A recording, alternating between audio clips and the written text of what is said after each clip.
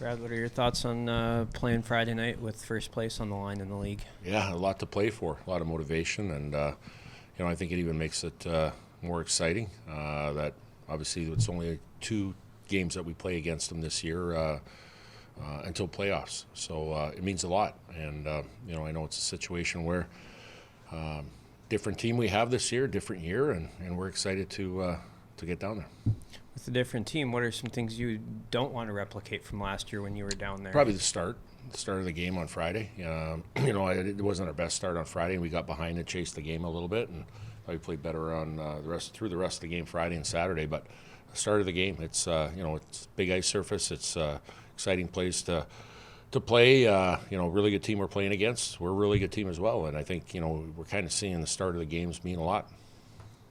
How does the big ice surface change things, or what things do you guys need to be aware of on there? Well, I think, obviously specialty teams are a big deal, right? At the end of the day, your penalty kill as far as the times when the triggers happen and you pressure versus non-pressure. And, the biggest thing is we don't want to get out of our structure on how we want to play, but I think we want to be smart as far as how we do play. And I think the middle of the ice is such a big deal. When you're dealing with 15 feet of width, that's more than the 85-foot width of rink that normally it is.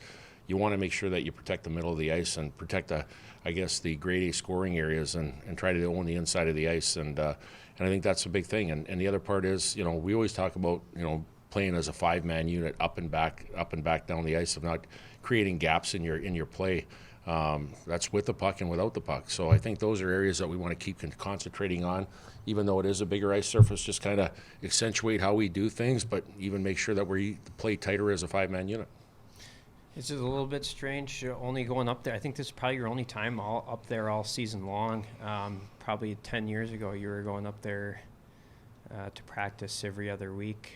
To the Olympic rink. Yeah, you had CC, Minnesota. Yeah. I mean, it just feels like there's not many left. Well, there isn't, and I think that's the adaptation of, what programs think of, development, right? At the end of the day, I think we're all here to, win championships, but we're also here, in a high-end elite league to develop high-end elite players to play in the National Hockey League, and that's what the National Hockey League plays on, is 200 by 85, not 200 by 100, and I think at the end of the day, you're seeing teams like Minnesota and Minnesota State, Mankato, teams like that, shape their rink down to kind of that more normal size rink, which allows player development for the next level. So yeah, it's kind of weird that normally 2 or 3 times a year we're up in the Olympic rink. We're only up there one time this year, which just doesn't break my heart. How's Bennett Smolik so far this week? He's doing good. He's doing really good. He's practiced every single day, and he's getting stronger by the day. And we had a really good competitive practice today, and he was in all the drills, and he looked really good and sharp. And it's great to have him back. Has it been this year a situation where sometimes there are times when illness goes through and knocks out half the team, and this year maybe feels like it's one or a couple guys a week? And that's what's going on right now. It's crazy. It's, you always say, oh, great, Bennett Smolik's back, but then somebody else isn't feeling great, and then somebody else isn't feeling great, and it's kind of a staggered approach. It is what it is. And again, I'd be wrong to be standing up here that it just happens to our group. It's not. It's happened with a bunch of teams, and everybody's dealing with the same thing. So, we just got to try to manage, our group the best that we can. And part of that is shortening up practices and making sure that we know our workload. We want to make sure our workload is maximized on the weekends, knowing that we got to get right to the drills we have to get to in the week to preserve energy for the weekend. How have Ludwig Person's energy levels been this week? Really good. Outstanding. He hasn't missed a beat. And I think, we talked about not playing Saturday and not feeling the greatest coming in on Saturday morning and stuff. And I think that's what we always look to, too, is how do you feel the next day? And he's come in after every day this week after practice the next day feeling great. And I think that's a big thing. And, I feel and we feel he's back to, 100% health.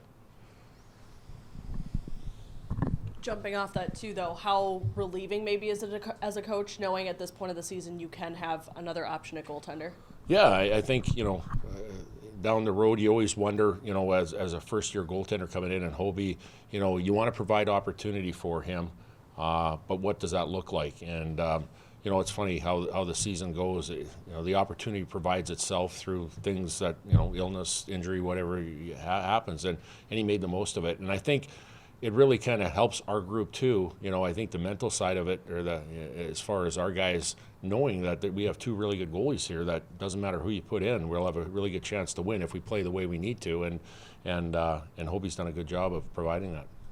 Crazy, it's been 7 weeks since you guys have played a road game. How important is it to not be rusty, though, because of that break? Yeah, you know what? I think you look at the rusty side of being on the road and not being on the road. We look at it, it's refreshing a little bit here, too. You know, we went into Denver and, you know, we had to fight back and claw back into that game to win that game on Friday night. But, you know, I thought we did do a really good job in a tough place to play of getting forward to 6 points.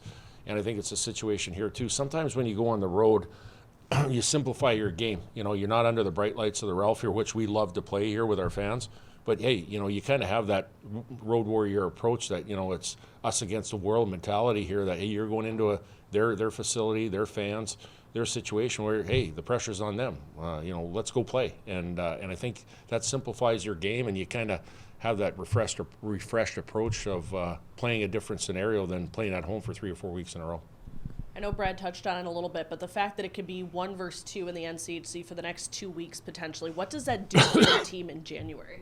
Keeps you sharp. Iron sharpens iron. At the end of the day, you know, you saw our schedule here in the non-conference in the first half of the year, and everybody goes, well, how are you going to get through that? And, you know, we found a way to do it, you know, come out with a really good non-conference record against really good teams. It's the same thing right now. Like, it makes your team better. And, you know, and especially if you're, you know, you want to go on a long run in the NCAA tournament. First, you got to get there and make the field. But then it helps you to get in those high-pressure games, whether you're leading games or whether you're chasing games of trying to encapsulate a win in that situation. And I just feel that it's a really good opportunity again to play against a good team here and try to get the result that we want.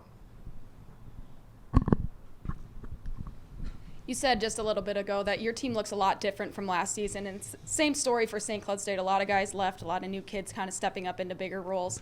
What are some of the biggest strengths that you've noticed from St. Cloud State that you're making a mental note of heading into the weekend? Well, you know what, I think the depth of their team. You know, I've watched video of them, and you know, they have turnover like we have. You know, they have some depth in all possessions, and sometimes when you look to see teams that have one line or a couple of defensemen that kind of drive their team, you know, they have depth on their team, and I think I firmly believe we have that as well. So, you know, I think it's a situation where, you know when you put a line on the ice or a deep pair on the ice, they're going to be responsible. They're going to give you their best, and you're going to have an opportunity to have a positive result of a positive shift. And again, that's why I think it's going to be a great weekend. They have depth, and we have depth.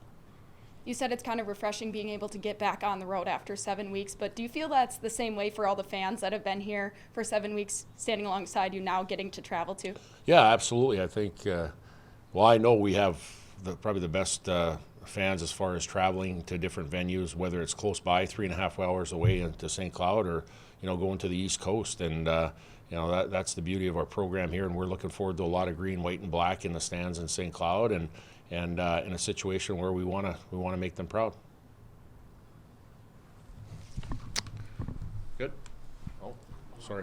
Brad, you talked about we know UND fans travel well and they bring the energy. How can you guys feed off that and use it as momentum? Yeah, well, I think, you know, we just talked in the very first question about, you know, what you want to see at the start of the game. I think having a positive start, having a situation where you maximize your time and limiting time in your end of the rink and playing in the other team's end. And, you know, that's a big ice sheet. And that's why it goes into the fact of the 5 guys doing a job to try to build momentum and stack shifts together to get, you know, help the crowd into the game as far as pushing us from that side of it. So I guess start of the game, making sure that we're ready to go.